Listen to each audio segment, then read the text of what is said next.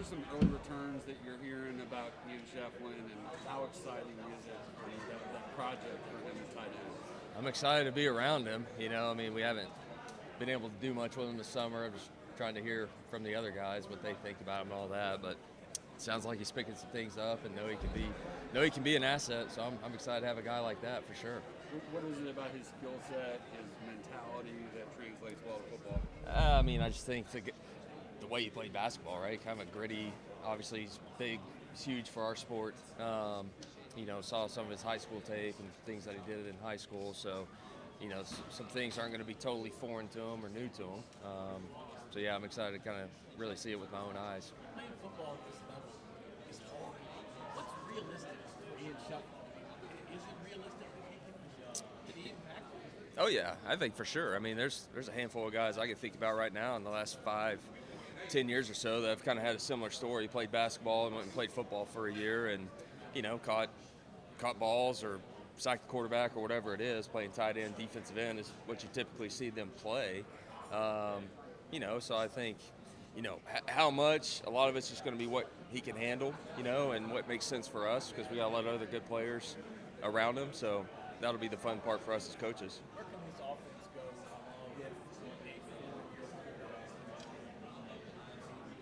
with a I mean, I think the sky's the limit. I mean, that's what we're preaching to our guys is I just think there's so much more there, for him, for us offensively, and for our team. There's just so much there, and there's still so much room for growth. So that's what's exciting. So that's what these guys are chasing. They're chasing that.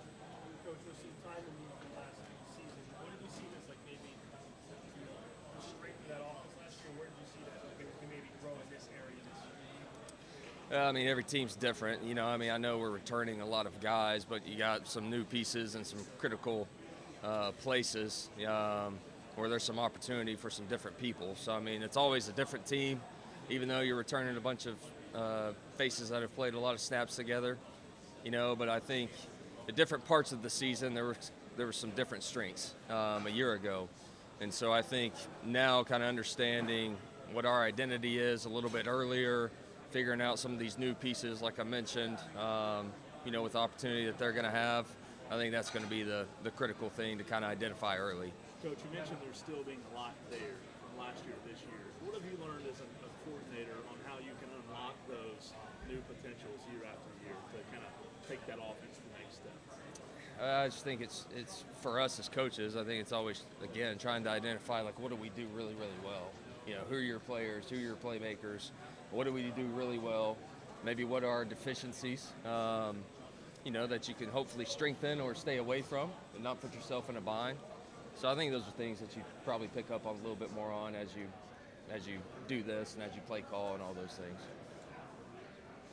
History says freshman running backs can have some success. What have you seen from Gideon and what he do for this team? Yeah, I mean, those guys, big opportunity in that room. From what I've seen with Gideon in the spring, I thought he had a really, really good spring. I think it's a freshman that's learning everything from a mental standpoint of handling what we require from that position. But skill set wise, his demeanor, his presence, I think I've said this before, like, he's just a kid that's not really fazed by much. I think you can really coach him, and I think he really listens and wants to learn, wants to be really, really good. So he's got a lot of the intangibles on top of his skill set that we love, but the intangible part was what sticks out to me thinking about his spring. Coach, everybody knows the level of production that you have coming back at wide receiver this season, but guys like Tyler, Brown, and Cole Turner, guys who have battled injuries, but have shown glimpses of greatness.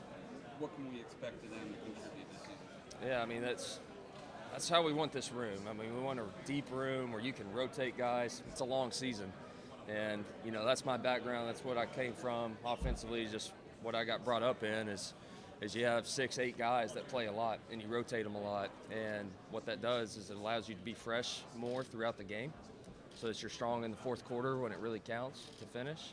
And then from a big picture standpoint of being fresh as much as you can throughout the season. And so that's what we have a chance to do with that group. and that's definitely my expectation with that group. So excited about all those guys. I think it can be a really deep room, where we can have depth that we truly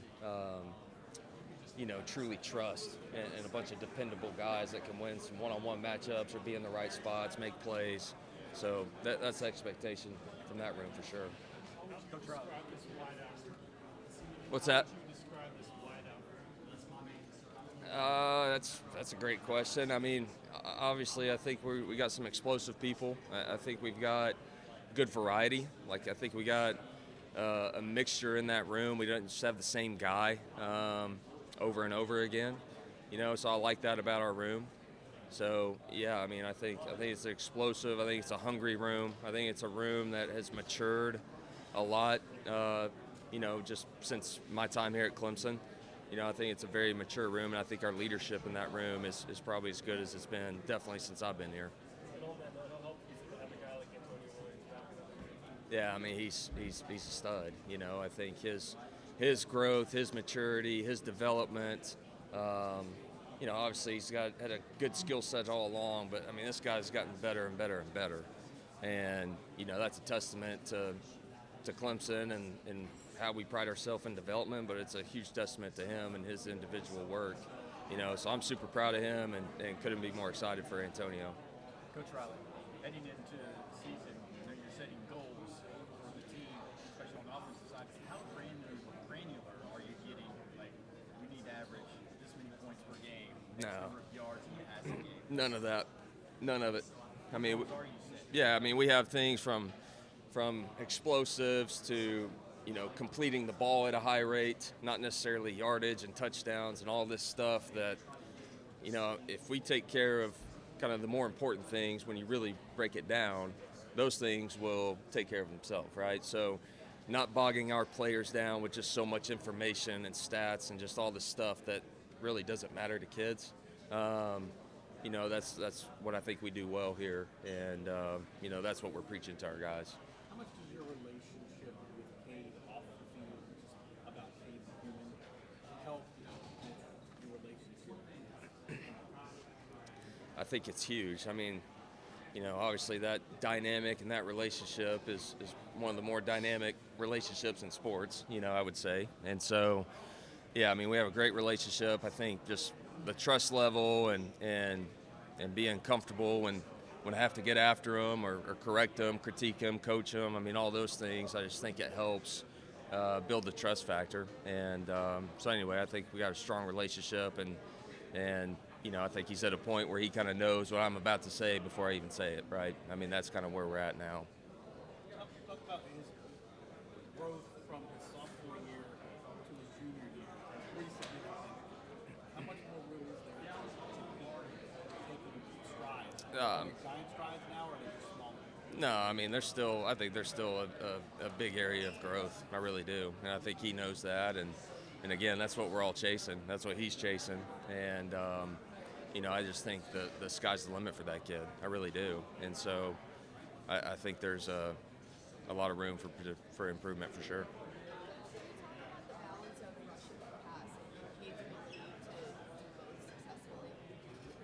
I mean, yeah, that's the X factor, right? I mean, when you have an element like that a quarterback can have +1 runs or just create on his own or zone read or whatever it is, that's a significant problem for defenses, and it's going to help you throughout the season. So, I mean, he's a guy that made a big jump from year 1 to year 2 just with the run game part and what we asked him to do. And I just think physically, as he's matured and gotten better as well, that's been a big contributing factor to that. So, I think he's in a much better spot physically, even just as I see him around now, than he was a year ago. And as he should be, he's a year older, he's used to it. Putting on weight and strength and all those things are going to help him. Do those expectations for him in the run game vary year to year based on personnel, or is it kind of set standard year after year for him? I mean, some of it is always going to come back to personnel and kind of what you have and what you need. But I think the big picture is, hey, we need this guy to be healthy and start for us every game, right? So, I mean, there's a fine line of your quarterback taking a bunch of hits if you're asking him to run the ball. So you got to be mindful of that. You got to pick your spots and utilize him the best way you can, but also keep in mind the big picture. You got to keep this guy healthy for the length of the season. You talked about the jump from year one to year two. Can we talk about that from TJ Warren? What you're expecting from him so far? Yeah, I know they had great years as true freshmen, but I just think it'll be night and day different for them. I think physically they're already in a much better place than they were a year ago, and they would say the same thing. I mean, that's not even close. And I think too, just the muscle memory of what we do and not having to think and just now going and playing and reacting more consistently for those guys is going to be a big jump for them. And then I just think from a technical standpoint, those guys know what they had to get better at, what we asked them to do, and so, they're trying to master their craft as well. So I think all those things combined, I just think it's going to be night and day different for them. You've talked about the goals that you have and don't have, but 44% on third downs last year and 60% in red zone touchdowns. Is there a percentage sweet spot where things are working as intended? Oh, yeah. I mean, us as coaches have all these stats and goals and things that we can emphasize with our guys. I mean, there's certainly some situational things that we know you got to always strive to be better at. But just in general, like his question earlier, I mean, we don't bog them down with just a bunch of stat stuff. CD in the spring, he was challenged to make a big jump. It seemed like he made significant strides. Where did you see the biggest improvement for him? I think this spring, I think just really seeing it start to slow down for him. It was probably the first time I really felt like it was really starting to slow down from a communication standpoint to what he's supposed